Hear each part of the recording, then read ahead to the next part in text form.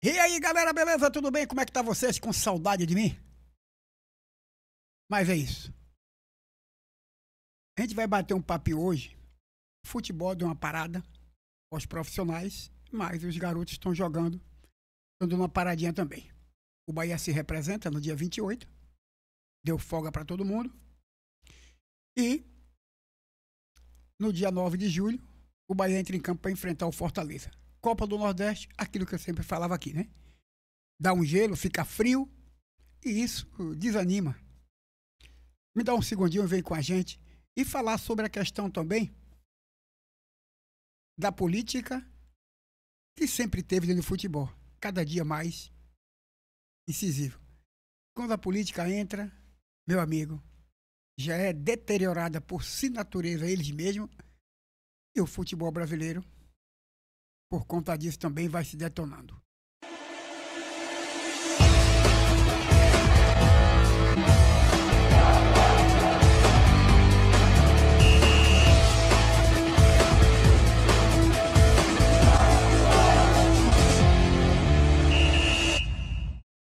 E aí, minha galerinha, beleza? Tudo bem? Como é que tá vocês? Tem um ditado que a gente dizia no Brasil hoje, menos, que o brasileiro gosta de carnaval, futebol, cachaça, mulher e samba, não é isso? Não era sempre isso? Sempre foi isso? Que a gente sempre dizia? É carnaval, é futebol, é samba, papá. Né? Só que o brasileiro, hoje, passou a gostar de uma coisa que não gostava anteriormente. Começou a mudar. Isso começou a mudar e trouxe preocupação. Porque enquanto nós gostávamos de carnaval, continuo gostando de carnaval, futebol, cachaça, mulher, samba, mulher gosta de homem, tudo isso aí no pacote, tá tudo beleza. Ok? Tudo perfeito. O que você não pode gostar é da política. Mas a política tem que entrar no futebol. Deixa eu pegar aqui uma coisa que eu vou mostrar daqui a pouquinho. Por que é? Então, o que é que acontece? Depois que a política começou a inserir dentro do futebol, que isso já era bem antigo, mas de uma maneira bem discreta. Era um presidente de clube, que era político, como o Bahia já teve Marcelo Guimarães, e outros, Paulo Carneiro, ter esse pessoal como presidente, utilizava a torcida, ganhava os votos, né? Isso andou dando certo para os clubes que elegia o seu representante, presidente ou diretor, isso. Mas começaram a achar que assim já veio, entrando na CBF, fatos desse ano, onde o ministro Gilmar Mendes envolvido aí, e já deu merda e vai piorar, que as coisas vão andando. Aí o que é que acontece com tudo isso? A gente percebeu que nesses últimos anos, 15 anos, 20 anos para cá, vamos dizer assim, nós não conseguimos fazer mais atleta nenhum no futebol brasileiro. Um bocado de perna de pau indo para a seleção brasileira. E nós passamos até hoje, vamos dizer, uma das piores seleções do mundo. Confere? A ponto, é agora que entra, do torcedor brasileiro não tem identidade nenhuma com a seleção brasileira no dia de hoje. Eu não sei de nada da seleção brasileira. Porque eu entendo que essa palavra seleção é que você escolhe os melhores, seja lá do que for. Seleção, a seleção é os melhores, é assim? Mas será que é isso no futebol brasileiro? Não. E a interferência política nisso gerou tudo isso aí. Empresa de televisão, canais de televisão, alguns de youtubers, começaram a receber dinheiro de determinado político, que manda em determinado jogador, está debaixo da asa dele, para falar bem de Lúcio aqui. Fala bem de Lúcio, aí Lúcio não joga porra de nada. Camela de pau. Mas o cara lá que tá no microfone fala, olha, Lúcio, é gente boa, o cara joga muito. Você viu, rapaz, o cara tá jogando uma bola, tem que ir pra seleção. Isso batendo é o que está acontecendo hoje na seleção brasileira. Um bocado de perna de pau, eu estou me referindo à questão de seleção. Não estou me referindo a ele como profissional para jogar no clube. Estou falando ele como seleção. Como seleção, desculpe, o torcedor brasileiro está pouco se lixando para uma seleção que aí está. Não tem nada de seleção aquilo ali. Confere? E o torcedor brasileiro esqueceu o futebol, partindo desse princípio de seleção, ficou mais ligado ao seu time. E ele, esse torcedor, partiu para o outro lado. Que ele percebe que esse outro lado, que aquilo que ele não gostava, passou a gostar e querer entender. É a política. Porque a política começou a entrar no futebol, trazendo transtorno e prejuízo. Mas eles não querem que o torcedor, que é o brasileiro em geral, entre na política. E como foi que isso aconteceu? É porque esse torcedor passou a ligar sua televisão e acompanhar a política e saber o que está acontecendo e passou a gostar? Não, é por outra maneira. O cara anda consigo todos os dias. Deixa eu ver aqui. Cadê você? Aqui. Confere? O cara passou a ter o seu celular e no seu celular começou a baixar canais de YouTube, jornalismo, e naquele meio daquele bate-papo, em algum momento ali, que ele está acompanhando aquele jornalismo, entra a questão política e ele passou a decifrar o quebra-cabeça e passou a gostar da política. Principalmente depois de 2016 para cá, 2017, 2018, quando o ex-presidente ganhou a eleição usando o celular. Aí, isso veio à tona, passou o brasileiro a abrir o celular para gostar de política. E ao fazer isso, aí agora é o problema. Goste de carnaval, goste de cachaça, de mulher e de homem, goste de futebol, goste de tudo, mas não goste de política. Porque a intenção é você não gostar de política. O que é que tem naquela tela ali? Deixa eu dar uma olhadinha. Surgiu um trem naquela tela ali, mas eu não vou fazer agora não. Deixa eu ver se eu consigo chegar até lá. Agora não, deixa lá. Então passou a gostar da política e isso aí começou a trazer um trabalho imenso, uma complicação imensa. Então vamos inventar uma maneira da gente tirar esse pessoal. Por que eu estou falando sobre isso? Porque a política começou a entrar de uma maneira bem aberta, bem mais clara dentro do esporte, acabando com o futebol brasileiro, colocando presidente de federações, é presidente de clube, é diretor A, diretor B, atleta perna de pau, né?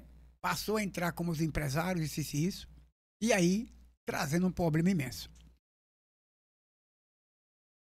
Então você tem que gostar de carnaval, cachaça, futebol, mulher e homem e mulher.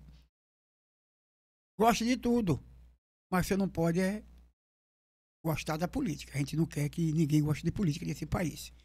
Fique leigo, ignorante, mas não entenda disso não. Use aqui, banana, para você futebol, as bet da vida, tal, ele quer isso. Mas não entre nisso, não se intere não, de política não, que a gente não quer. A gente quer todo mundo leigo, analfabeto e burro. Então eles entraram no esporte e veio aí o presidente da Federação Brasileira de Futebol, Reinaldo Rodrigues, pegou a pista, envolvido num monte de situações. Com isso pode. Né? Pode. Eles podem entrar. Até o momento que der merda como tá dando, não, mas não pode falar. Houve aquele fato, mas não pode falar. Porque a televisão tal ganha dinheiro tal, a televisão tal ganha dinheiro tal, e passa isso como esquecido. Passou. Foi um momento. Agora os caras ficam pegando corte de celular para estar jogando e falando, não, a gente tira aí, vamos tirar de todo mundo isso aí. Não pode não, cabra. Não existe. Certo? Então é isso que eu queria alertar na questão do futebol, que o brasileiro não quer saber mais da seleção brasileira, só dos seus clubes, e quer saber de política. E isso, hoje, 30%, 40% do brasileiro começou a gostar de política, entender de política e brigar pela política. Aí passou a ser radical. Essas pessoas passaram a ser radicais que querem entender de política. Se você entende de política, você é um cara radical. Merece ser morto e crucificado. Me perdoe, Jesus Cristo. Certo? E o Bahia que disputou os meninos sub-20. Vamos falar aqui um pouco da Copa do Nordeste? Os outros finalistas, Vitória e Confiança, jogam no dia 8 de julho, às 21h30 no Barradão. O CSA e Ferroviária no dia 9 de julho, né? Às 19 horas no Rei Pelé. Esporte e Ceará no dia 9 de julho, às 21h30 na Ilha do Retiro. Bahia e Fortaleza no dia 9 de julho também, às 21h30 na Fonte Nova. A premiação para quem passar 770 mil. Agora, a premiação da Copa do Nordeste, me desculpe, é uma vergonha. A intenção é acabar mesmo. Campeonato bom, casa cheia, 700 e poucos mil. 700 e poucos mil. Tem carro de 1 milhão aí. Ah, encheu o saco. E aí, na decisão, o campeão embolsa o prêmio de 2 milhões e 200. Aí você tira o estímulo da competição. Então os clubes não vão investir para a Copa do Nordeste. A Copa do Nordeste é uma casualidade para o brasileiro, a disputa da Série A, Série B vai no meio ali. Não há esse investimento. Para ganhar um dinheiro desse aqui, 2 milhões e 200 o campeão, o vice-campeão 1 milhão e 400, é só disputa. Entendeu? É só disputa, porque em termos de premiação, meu amigo, é nada aqui, ó. É nada. 770 mil para quem passar e 1 milhão e... me desculpe, tá certo? Já falamos aqui dos jogos. Quem são? Tá aqui. Vitória e Confiança no dia 8, Barradão. CSA e Ferroviária no dia 9, Rei Pelé. Esporte Ceará, dia 9, 21h30. Bahia e Fortaleza, dia 9, 21h30, Fonte Nova. Certo? Essa parte aqui a gente sai, é assim. Já os meninos do Bahia estão decolando no Campeonato Baiano Sub-20. Aqui, meteu 9-0 no SSA, aplicando 9-0. O Newton voando. Isso é que importa. Está sempre em atividade, está sempre trabalhando. E Bahia faz história e se classifica pela primeira vez às quartas de finais da Série A feminina. Pela primeira vez, o Bahia entra na história e consegue isso. E aí, lembra que eu falei em 2023 e 2024 que o Bahia não ia só investir no time profissional, ia ter investimento para as outras divisões? Lembra que eu falei disso? Que é um time que quer ser grande, ele tem que ser grande em todas as suas divisões, em todos os seus... nas suas classificações sub-17, sub-18, sub-20, porque é essa formação de lá de baixo é que traz o topo lá em cima, e que só se você for contratar o tempo todo jogadores bons e deixar de fazer jogador bom, é um prejuízo. E sempre que eu digo que o investidor é diferente do torcedor que administra clube, o cara que é investidor, mas é dono do clube, mas é investidor, ele pensa lá na frente 3, 4, 5 dias, 5, 6 anos depois, ele é investidor. É um cara que está investindo. Não é aquele cara que é torcedor que contrata para aquela temporada e contratando para aquela temporada porque ele faz acordo para isso. Presidente de futebol é filantropia. Só aqueles que são empresa, como o Bahia e outros mais. Mas aqueles que são filantrópicos, o presidente do clube, o dirigente do clube está interessado em contratar jogadores. Cada contrato ele ganha um dinheiro. Mas ele não quer investir na divisão de base para fortalecer. Certo? E já o Bahia vive um outro. O Bahia é um time em desenvolvimento, em formando alicerces para o futuro. E é isso aí. E o Vitória, que também disputou e garantiu a vaga na Série A do Sub-20. Deixa eu ver aqui agora o Vitória, da que eu vejo aqui, que eu separei aqui. Está aqui. Também. Aí, o Vitória que estreou na Série B, o Campeonato Brasileiro Sub-20. E também está garantindo a sua vaga lá na disputa. Então tá aí. O que eu queria falar com vocês era isso. Bahia volta agora Só no dia. Trazer pra aqui, cadê? Mal daqui me deixa maluco. Pronto.